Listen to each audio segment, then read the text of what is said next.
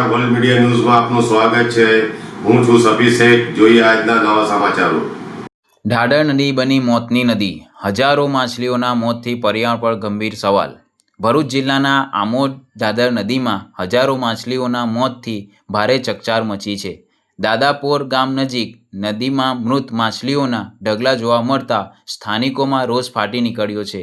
ગ્રામજનો અને સરપંચે કોઈ ઔદ્યોગિક એકમ દ્વારા કેમિકલયુક્ત પ્રદૂષિત પાણી છોડવામાં આવ્યું હોવાનો ગંભીર આક્ષેપ કર્યો છે।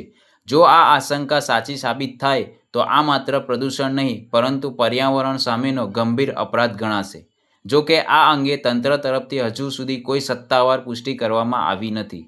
આમોદ તાલુકાના દાદાપોર ગામ નજીક વહેલી સવારથી ઢાઢર નદીમાં હજારો માછલીઓ મૃત હાલતમાં તરતી જોવા મળી હતી। નદીના કિનારે મૃત માછલીઓના ઢગલા જોવા મળતા સમગ્ર વિસ્તારમાં હાહાકાર મચી ગયો હતો।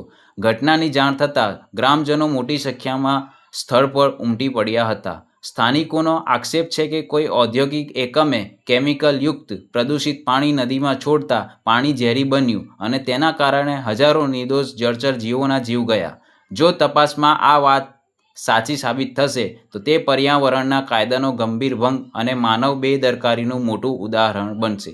સવાલ એ પણ ઊભો થાય છે કે જો ખરેખર પ્રદૂષિત પાણી છોડાયું હોય તો જવાબદાર કોણ છે? શું પ્રદૂષિત નિયંત્રણ માટે જવાબદાર વિભાગો સમયસર દેખરેખ રાખવામાં નિષ્ફળ રહ્યા?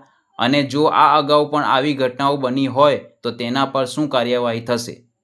ગ્રામજનોએ સમગ્ર ઘટનાની ઉચ્ચ સ્તરીય તપાસ, પાણીના નમૂનાઓનું વૈજ્ઞાનિક પરીક્ષણ અને દોષિત સામે કડક કાનૂની કાર્યવાહી કરવાની માંગ ઉઠાવી છે। હવે સૌની નજર તંત્રની કાર્યવાહી પર છે કે આ ઘટનામાં સત્ય બહાર આવશે કે પછી હજારો માછલીઓના મોત માત્ર ફાઇલોમાં જ દટાઈ જશે। અવારનવાર કેમિકલયુક્ત પાણી છોડવાના કારણે હજારો કરોડો લાખો હું તો મિલિયનની અંદર હશે મચ્છી મરી જાય છે, એટલી મચ્છી જાય છે। અને આજુબાજુના આમોદના જે માછીમારા ખરા ને એ અહીંયાથી મચ્છી 7 થી 8 નાવરી લઈને મચ્છી મરેલી જીવતી એ બધી લઈ જાય છે અને આગળ પહોંચતી કરે, સુરત છે, ભરૂચ છે, બધે પહોંચતી કરતા હશે।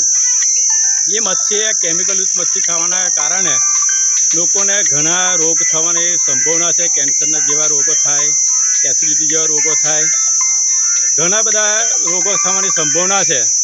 આ કેમિકલયુક્ત પાણી અવારનવાર છોડવામાં આવે જ છે, કોઈ બંધ કરતા નથી।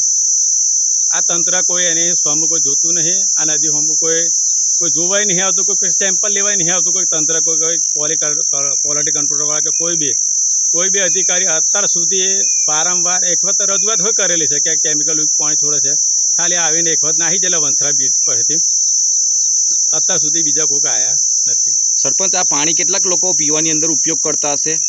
આ પાણી તો ખેતીમાં પાણી ઉપયોગ કરતા, ખેતી જે ફળદ્રુપ જમીન છે ને તે જમીન પણ બગડે, એનાથી શાકભાજી બનાવે છે, શાકભાજી લોકો ખાતા હોય કેમિકલયુક્તવાળી શાકભાજી, એટલે આ શાકભાજી કેમિકલયુક્ત શાકભાજી ખાવાથી ઘણા રોગો થાય, એવા લોકો પીડિત થાય એવું છે।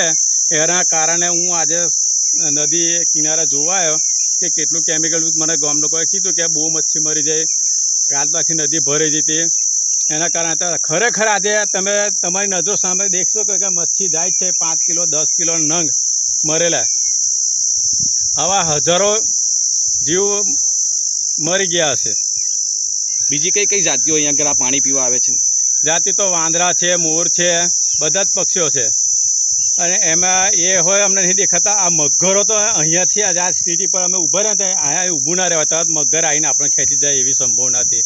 પણ અમને તમે આ જોઈ શકો કે એક પણ મગર દેખાતો નથી ને આ મચ્છી તમે તરફનું લાઈવ જોઈ શકો છો તમે નદીની અંદર કે હજુ તો કેટલી મચ્છી મરી જશે હજુ, આ તંત્ર ધ્યાન નહીં આપે તો।